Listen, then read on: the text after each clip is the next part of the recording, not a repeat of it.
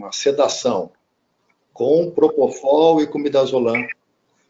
Aprendam a fazer oxigenação do doente com bolsa, com ambu, com máscara, com oxigênio suplementar. Aprendam a entubar o doente colocando o doente na posição certa.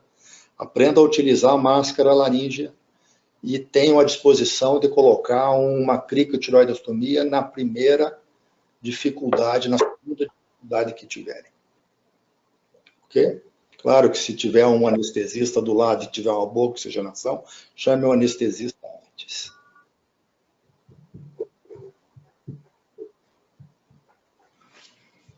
Muito bem. Luiz, estamos nas suas mãos. Vamos lá. Então, aí, pessoal, boa tarde a todos. Vou falar sobre os acessos vasculares na unidade de terapia intensiva. Essa é uma aula com essência visual, então foquei nas imagens através do Atlas, tá? E dos acessos mais que a gente tem no dia a dia da UTI. Então, acesso venoso central, o acesso arterial e o catéter de hemodiálise.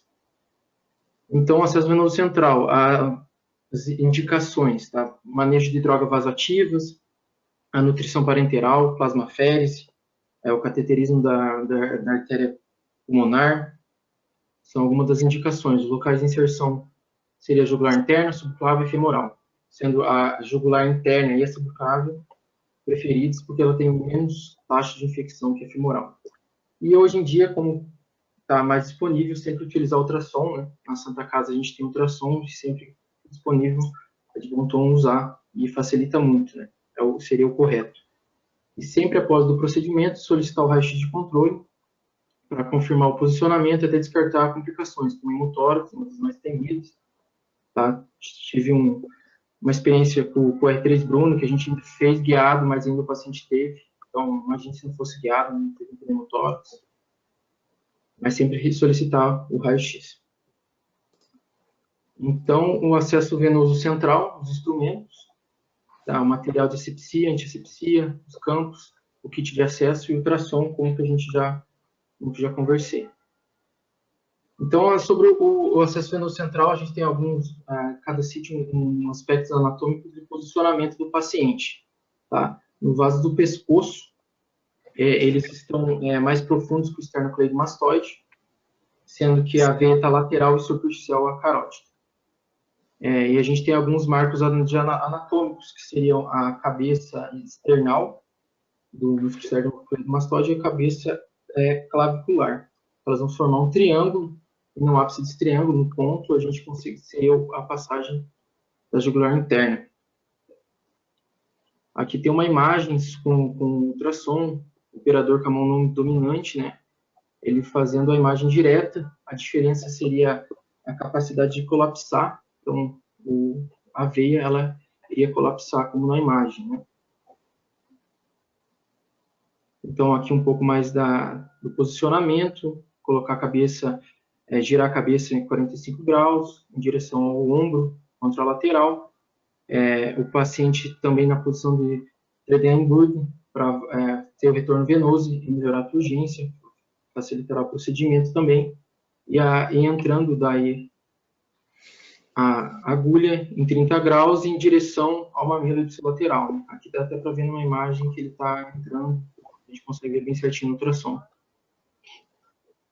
Na subclávia, os aspectos anatômicos marcos, né? A veia subclávia ela é interior, a escaleno interior e a artéria posterior. A gente terá de marcos também a clavícula, que ela vai ser dividida em 3 partes, né? Seria um terço médio.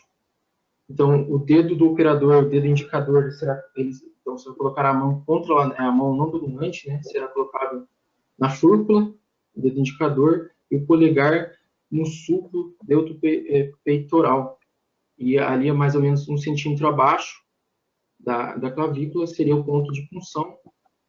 Geralmente, você entra raspando ali na clavícula em direção ao externo, ali, à fúrcula external. Tá? Então, aqui agora seria o marco anatômico do acesso femoral. Então, aqui a gente consegue ver a nave, né? Nervo, artéria e veia. A diferença aqui é que a veia é mais medial em relação ao pescoço. E a gente teria os marcos anatômicos, que os marcos seriam o tubérculo púbico, ligamento inguinal e espia ilíaca anterosuperior. Aqui a gente vai encontrar o pulso, e encontrando o pulso, mais ou menos 1 centímetro medial, seria o local a fazer a punção.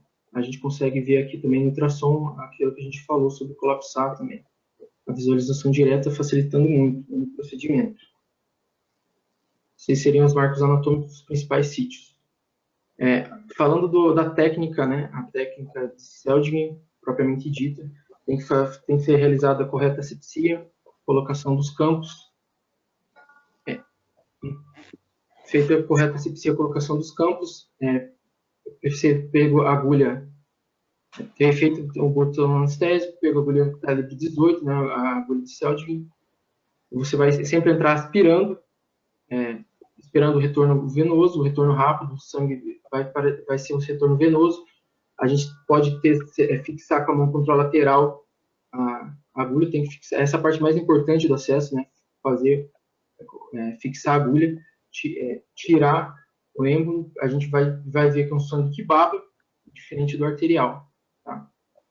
Ele vai estabilizar a agulha, passar o fio guia, aproximadamente ali 15 centímetros, e sempre fixando a agulha. Né? Após passar do fio guia, a gente vai retirar, então segura sempre o fio guia com a mão não dominante e retira a agulha. Então aqui a gente pode até ver, comprovando, né, que está dentro, está no vaso. E aqui seriam os próximos passos, né? O próximo passo seria segurando o fio guia sempre, passar o dilatador, vai ser passado o dilatador. Um dos erros mais comuns é entrar demais com o dilatador, não precisa, só alguns milímetros ali. Passado o dilatador, continua segurando o fio guia, com a mão não dominante, tira o dilatador. Aí, propriamente dito, a gente vai passar o catéter, passando aí com a mão não dominante, tem que ver o fio guia, né, para começar a empurrar o catéter, e sempre mais próximo da pele, né? E depois o raio-x para a gente ver o correto posicionamento e a questão das complicações. Depois é feita a fixação com os pontos simples, né? Então, do acesso venoso central, a gente tem as complicações, que é a punção arterial, e se ocorrer, a gente não precisa se desesperar, fica comprimindo ali 2 minutos, né? É da experiência de cada um, mas a literatura fala 2 minutos. Pneumotórax, como eu comentei, ocorreu, né, no acesso guiado, então tem que ser sempre checado, né, após o procedimento. E tem infecção do sítio, que o paciente com sepsis a gente vai desinvadir, trocar.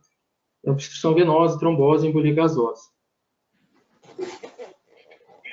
Também temos o acesso arterial. Esse é mais comumente realizado na UTI pela equipe de enfermagem, mas a gente pode realizar também. Ele vai ser para monitorizar a pressão, tirar também a gasometria, como a frequência de sangue, vai facilitar demais.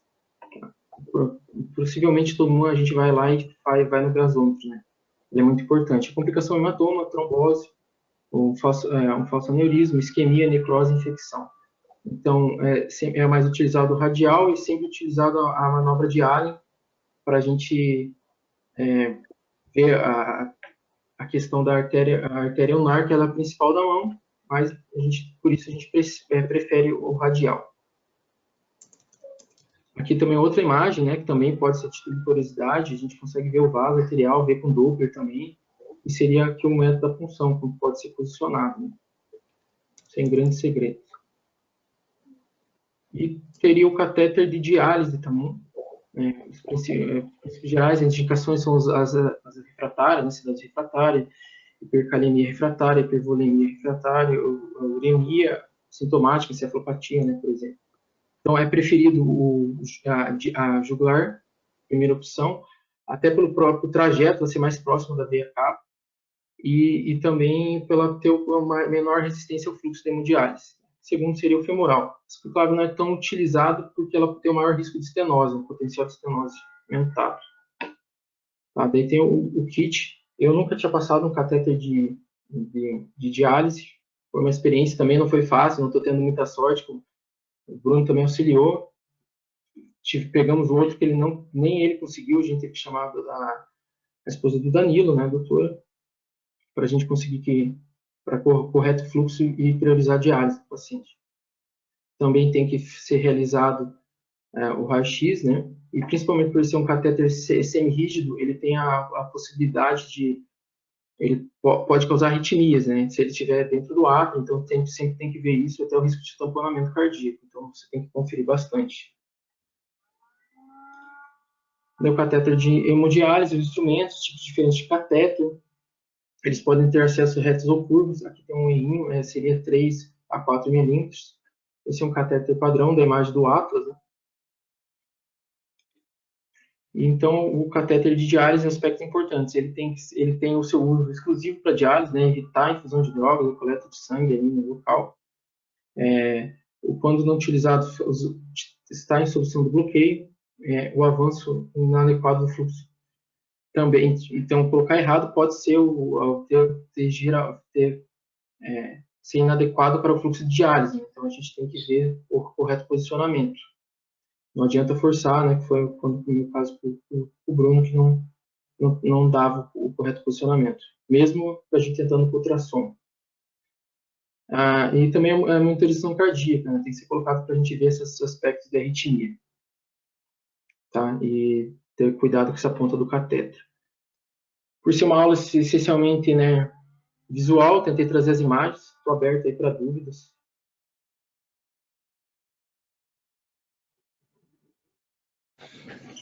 Ok, Luiz, obrigado. Estamos à disposição aí. Alguém quer fazer algum comentário, alguma pergunta?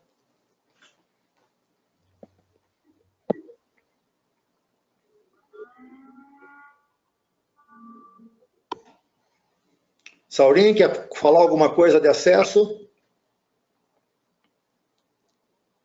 Acho que não, doutor. Obrigado aí, Luiz. Larissa?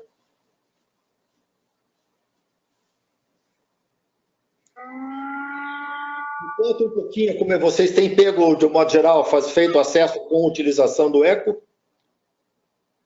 Lá no Vita? Não, no Vita acho que não. Mas aonde tem eco? No INC, frequentemente? Na Santa Casa, frequentemente? Luiz? Quase sempre? Sempre. Todos os que eu fiz foram guiados, todos. Ok. Vinícius? No INC a gente tem disponível lá, só que ele fica só na UTI geral, né? No COVID a gente acaba não conseguindo mobilizar o eco, né? Então os que eu acabei utilizando foi sem ser guiado por ultrassom, né? Mas na UTI geral são utilizados, aí vai da experiência, né, do plantonista. Mas o pessoal utiliza com frequência sim. Tá, no HT? No HR não tem, né, Fernando? Mas no HT tem. Não tem, doutor. Oi, doutor. No HT, na UTI geral, a gente está sempre fazendo com eco também. Mas agora o eco estragou. A gente está pegando emprestado do pronto-socorro, mas está sendo feito. Hoje a gente roubou do pronto-socorro, depois roubou das meninas lá. Foi exatamente essa intercorrência que teve. A gente tentou pegar um catéter de diálise, mesmo com eco, não progredia. A gente chamou a chefe, não progredia. A gente tentou 3 sítios. E a gente acabou pegando em femoral, apesar da taxa de infecção ser um pouco maior, mas não conseguimos mesmo, assim. Acho que devia ter muita aterosclerose, não sei ali qual foi o problema. Mas foi bem difícil. A gente demorou praticamente 2 horas. Tá bom. Doutor, na HR tem ultrassom. Tem à disposição. Tem, Fer? Ok. É ótimo, é um ultrassom muito bom.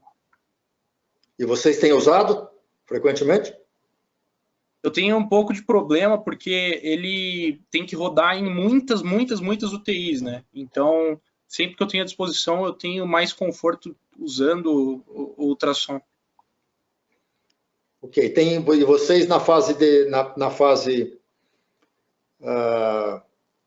da emergência, da compensação clínica do doente, tem feito mais jugular e depois subclávia? Como é que vocês têm feito? Acho que não tem... Acho que a gente está avaliando bastante o fenótipo do doente, pacientes muito obesos, a gente evita a punção na jugular se não for guiada, porque às vezes a cúpula pleural pode estar um pouco mais alta do que a gente imagina, até porque a avaliação anatômica é prejudicada. Mas em situações de emergência, em que o catéter tem que ser puncionado de prontidão, vou ser sincero em dizer que não aconteceu nenhuma vez conosco lá no hospital de reabilitação, doutor. Acho que vai uma conduta bem individualizada. Por sinal, a gente até aprendeu e está tentando refinar assim, a técnica de punção DVI axilar. Acaba sendo subclávia, né, um acesso subclávia, mas a punção da veia axilar, que a gente consegue ver em primeira mão ali a pleura, tem sido muito bom, a gente tem tido sucesso com isso e traz um conforto grande para a equipe de enfermagem, porque ele também é mais fácil de cuidar, né, não fica pendurado aqui no pescoço. Então isso tem acontecido bastante. Ok. Doutor, mais algum comentário? ali o Luiz deixou bem explícito ali do catéter de hemodiálise, que eu fui aprender esse ano, né, apesar de já ter funcionado alguns catéteres de hemodiálise em subclávia, mas a preferência pelos vasculares é não funcionar a subclávia para hemodiálise, justamente para tu deixar livre, para uma extrema urgência ali, o acesso da subclávia, do plexo.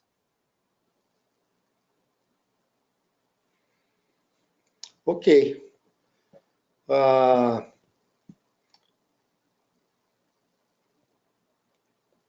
Ok, acho que então nós vamos parar um pouquinho agora e a gente volta às 4, tá bom? Eu tenho uma dúvida rápida. Oi, Guilherme. Com relação assim, paciente em ventilação mecânica, que se precisar de uma PIP alta, tem alguma coisa relacionada assim, a maior risco de fazer pneumotórax quando vai acessar a subclávia? Não, os diversos trabalhos mostram de que os riscos de lesão de pulmão são maiores com o acesso de subclávia do que com o acesso da jugular. Mas as complicações infecciosas são menores. Então, com baixo índice de evidência, as recomendações maiores são jugular na fase aguda e subclávia para o doente que vai ficar com um acesso venoso durante tempo prolongado. Mas isso depende muito da experiência individual de cada um, depende das rotinas dos serviços. Vocês vão ter que ter habilidade para poder pegar os dois. Eu já não tenho experiência com acesso vascular há mais ou menos uns 15 anos. Né? A minha experiência com acesso vascular era com intracat. Né? Eu nunca peguei um acesso venoso, por exemplo, com utilização de eco. Eu nem tenho condições de poder ensinar isso para vocês. Mas conheço os trabalhos. Mas acho que as duas técnicas elas são muito equivalentes, as diferenças elas começam a aparecer entre um acesso e outro quando você tem centenas de doentes em cada corte.